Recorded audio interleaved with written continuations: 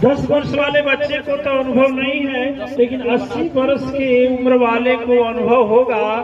वह यही सोचता है कि हम जीवन में कोई खुशी पाया नहीं, कोई सुख पाया नहीं। अभी और लंबी उम्र हो जाती ना तो और मैं सुख पा जाता।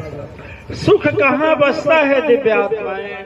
सुख सदा सत्संग में बसता है, और सत्संग का मतलब होता है जब हम सत्य से संग करें। कथा प्रवचन से मतलब नहीं है, और संसार में केवल सत्य एक है, और वह सत्य है परम शक्ति सत्ता, जिसको माँ आदिशक्ति कहें, सदगुरु का शाश्वतता रूप कहें, उसी में सुख है। ठीक है, सुख वहीं टिकता है। और बोला जाता है कि सुखी जो संसार सुख खोजता है, संसार का सुख कहाँ होता है? कहाँ होता है? संतोष में होता है। एक है, अरे गरीब कहे सुन अमीर सुखी, सुने है ना?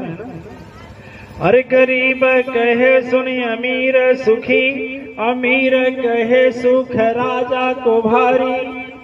ध्यान दीजिएगा। आ राजा कहे चक्रवर्ती सुखी, चक्रवर्ती कहे सुख इंद्र को भारी। आ इंद्र कहे श्री राम सुखी, श्री राम कहे सदगुरु को सुख भारी। अरे सदगुरु कहे संतोष सुखी, अभी न संतोष जगत है दुखारी।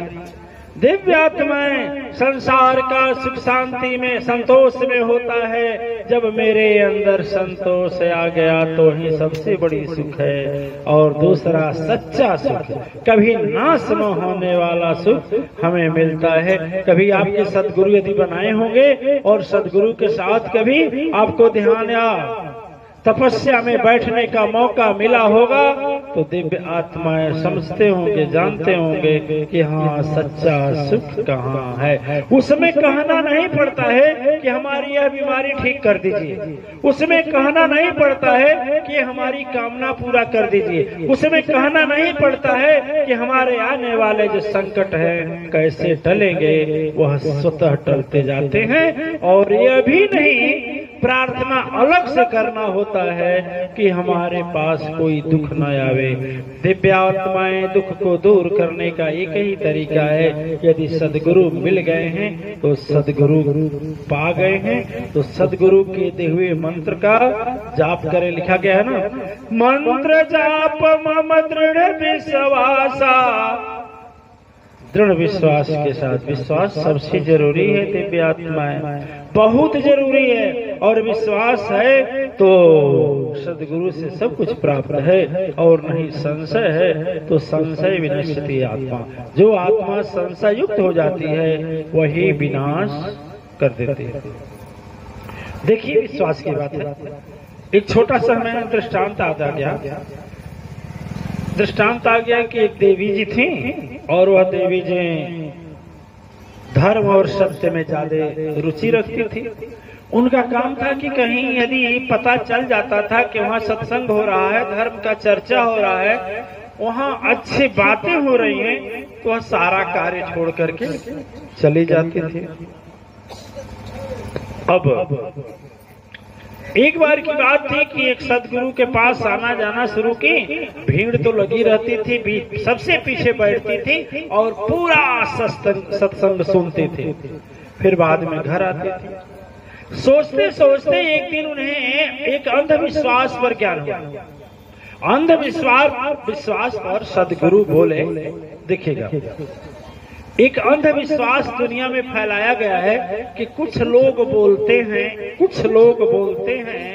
कि पति पत्नी दोनों जीवन साथी हैं। यदि पति सत्संग में जाता है तो अर्धाग्नि है तो पत्नी को आधा मिल जाएगा, और पत्नी यदि जाती है तो उसमें से आधा पति को मिल जाएगा। तो प्राय लोग कहते हैं अपने देवी को, तू चले जाइए, तुम चली जाओ ना, हमारी क्या जरूरत है, जाओ गुरु जी के यहाँ जाओ, तू जा रही हो ना। तो सदगुरु ने उस दिन खंडन किया कि देखो भाई, ऐसा नहीं है कि मेहनत करें हम अब मजदूरी ले कोई और। ऐसा नहीं कि पढ़े हम विद्या आवे किसी और को, भले जीवन साथी है तो क्या, ऐसा नहीं है कि पत्नी मीठा खाए और स्वाद मिले मीठा का किसको, पति को। ऐसा हो सकता है क्या? ऐसा नहीं है कि पत्नी को बुखार हो जाए तो पति आधा गोली खा ले तो पत्नी के पेट में चला जाएगा। ऐसा नहीं है।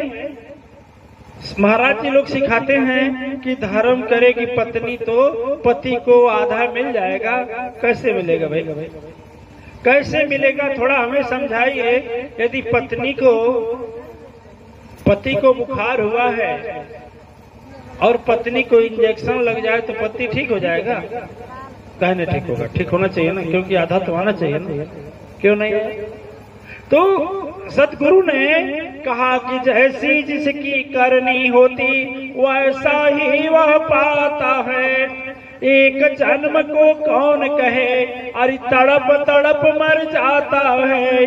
विधि की लिखनी टले न टाले, कोई नहीं सुन पूछता है। दुख में तड़पे दुनिया वाले, कोई पास नहीं आता है। धन दौलत तू लाख लगायो, बैठ साथ नहीं देता है। अपनी करनी अपनी भरनी, जो करे गलत उसी के हाथ में हथकड़ी आता है। दिव्यात्मा यह नियम है, जो करता है उसको पाता है। एक बार की बात आप सुने हैं कि नहीं सुने हैं? थोड़ा सा आपको संकेत बता दें कि कृष्ण अवतार हो चुका था, भगवान कृष्ण का अवतार हो चुका था और भगवान कृष्ण की उम्र जब 11 वर्ष की हो गई और जैसे 11 वर्ष की उम्र हो गई तो भगवान कृष्ण पहुंचते हैं और पहुंच करके मथुरा में कंस को मारने के बाद में माँ जन्मदात्री माँ देवकी और वासुदेव के चरणों में जब जाते हैं तो देवकी मैया बड़ी भाव विभोर हो गई। क्या ऐसी किस्मत लिखा था मेरा, ऐसी किस्मत लिखा था मेरा, कैसी विपद उठाई हूँ। अपने ही बच्चे को जिसका जन्म दिया गोकुल में पहुंचाई हूँ। आंख तरस के उस बच्चे को देखने के भाग्य नसीब नहीं। आज जो भाग्य हुआ मेरा, आज मैं इसके करीब नहीं, करीब तो हूँ तो कुछ नहीं बोली। रोते हुए हाथ से हथकड़ी खुल रहा है, पैर से बेड़िया खुल रही है। भगवान कृष्ण पहुंचे हैं और जो पैर छूने जा रहे हैं देवकी हाथ पकड़ ली। नहीं, मेरा कछु अधिकार नहीं है लाल तुझसे पैर छुआने को। कलंकिनी माता मैं आज बनी दुनिया को यही बताने को।